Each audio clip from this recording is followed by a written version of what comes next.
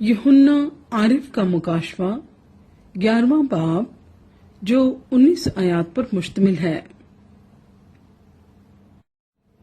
और मुझे अस्सा की मानिंद एक नापने की लकड़ी दी गई और किसी ने कहा कि उठकर खुदा के मकदस और कुर्बानगाह और उसमें के इबादत करने वालों को नाप और उस सहन को जो मकदस के बाहर है खारिज कर दे और उसे ना नाप, क्योंकि वो गैर कौमों को दे दिया गया है। वो मुकद्दस शहर को 42 महीने तक पामाल करेंगी और मैं अपने 2 गवाहों को इख्तियार दूंगा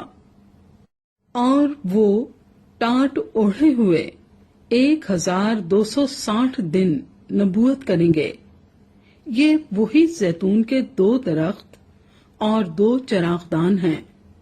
जो जमीन के खुदावंद के सामने खड़े हैं, और अगर कोई उन्हें जरर पहुंचाना चाहता है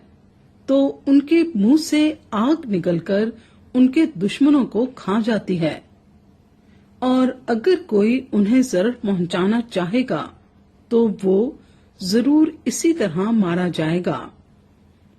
उनको इख्तियार है कि आसमान को बंद कर दें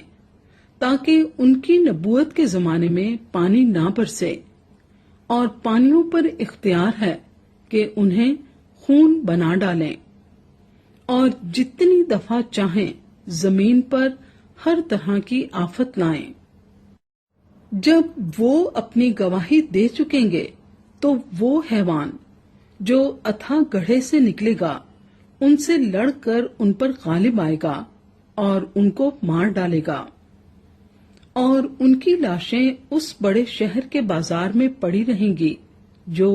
रूहानी एतबार से सदूम और मिस्र कहलाता है, जहां उनका खुदामंद भी मसलूब हुआ था। और उम्मतों और कबीलों और अहले जुबान और कौमों में से लोग उनकी लाशों को 3.5 दिन तक देखते रहेंगे और उनकी लाशों को कब्र में ना रखने देंगे, और जमीन के रहने वाले उनके मरने से खुशी मनाएंगे और शादियाने बजाएंगे और आपस में तोहफे भेजेंगे, क्योंकि इन दोनों नबियों ने जमीन के रहने वालों को सताया था। और 3.5 दिन के बाद खुदा की तरफ से उनमें जिंदगी की रूह दाखिल हुई और वो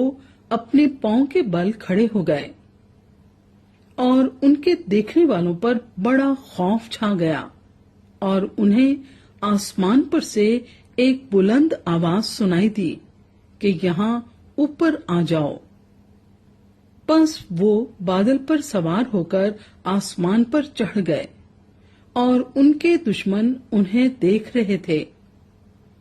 फिर उसी वक्त एक बड़ा भौंचाल आ गया और शहर का 10वां हिस्सा गिर गया, और उस भौंचाल से 7,000 आदमी मरे और बाकी डर गए और आसमान के खुदा की तमजीद की। दूसरा अफसोस हो चुका, देखो तीसरा अफसोस जल्द होने वाला है। और जब 7वें फरिश्ते ने नरसिंगा फूंका तो आसमान पर बड़ी आवाजें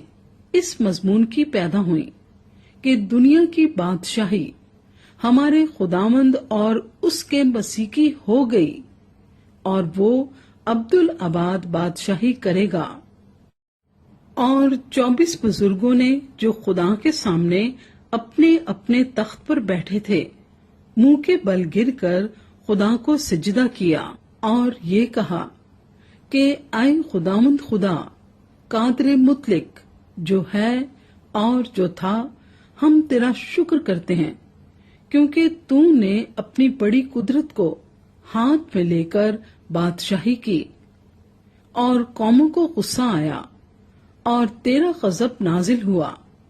और वो वक्त आ पहुंचा है कि मुर्दों का इंसाफ किया जाए,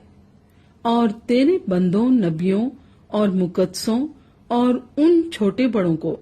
जो तेरे नाम से डरते हैं अजर दिया जाए, और जमीन के तबाह करने वालों को تباہ کیا جائے۔ اور خدا کا جو مقدس آسمان پر ہے وہ کھولا گیا، اور اس کے مقدس میں اس کے عہد کا صندوق دکھائی دیا، اور بجلیاں اور آوازیں اور گرجیں پیدا ہوئیں، اور بھونچال آیا اور بڑے اولے پڑے۔